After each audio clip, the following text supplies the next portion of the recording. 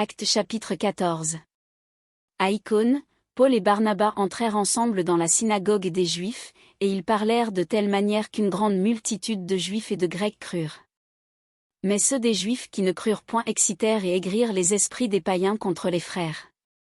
Ils restèrent cependant assez longtemps à Icône, parlant avec assurance, appuyés sur le Seigneur, qui rendait témoignage à la parole de sa grâce et permettait qu'il se fît par leurs mains des prodiges et des miracles.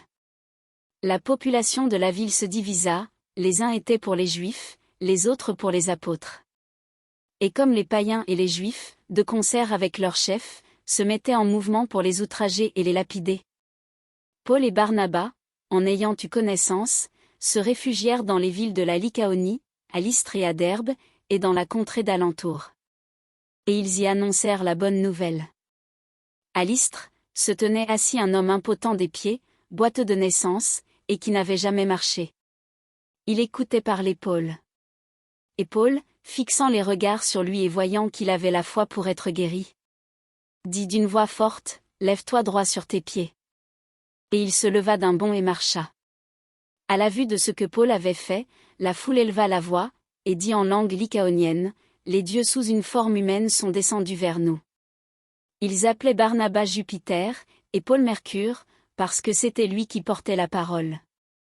Le prêtre de Jupiter, dont le temple était à l'entrée de la ville, amena des taureaux avec des bandelettes vers les portes, et voulait, de même que la foule, offrir un sacrifice. Les apôtres Barnabas et Paul, ayant appris cela, déchirèrent leurs vêtements, et se précipitèrent au milieu de la foule, en s'écriant, « Ô hommes, pourquoi agissez-vous de la sorte?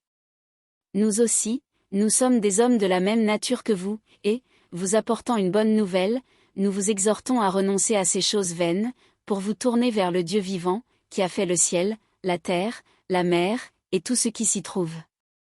Ce Dieu, dans les âges passés, a laissé toutes les nations suivre leur propre voie. Quoiqu'il n'ait cessé de rendre témoignage de ce qu'il est, en faisant du bien, en vous dispensant du ciel les pluies et les saisons fertiles, en vous donnant la nourriture avec abondance et en remplissant vos cœurs de joie. À peine purent-ils, par ces paroles, empêcher la foule de leur offrir un sacrifice. Alors survinrent d'Antioche et d'Icône des Juifs qui gagnèrent la foule, et qui, après avoir lapidé Paul, le traînèrent hors de la ville, pensant qu'il était mort. Mais, les disciples l'ayant entouré, il se leva, et entra dans la ville.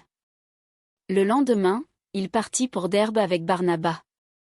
Quand ils eurent évangélisé cette ville et fait un certain nombre de disciples, ils retournèrent à Lystre, à Icône et à Antioche, fortifiant l'esprit des disciples, les exhortant à persévérer dans la foi, et disant que c'est par beaucoup de tribulations qu'il nous faut entrer dans le royaume de Dieu. Ils firent nommer des anciens dans chaque église, et, après avoir prié et jeûné, ils les recommandèrent au Seigneur, en qui ils avaient cru. Traversant ensuite la Pisidie, ils vinrent en Pamphylie, annoncèrent la parole à Perge, et descendirent à Attalie. De là ils s'embarquèrent pour Antioche, d'où ils avaient été recommandés à la grâce de Dieu pour l'œuvre qu'ils venaient d'accomplir.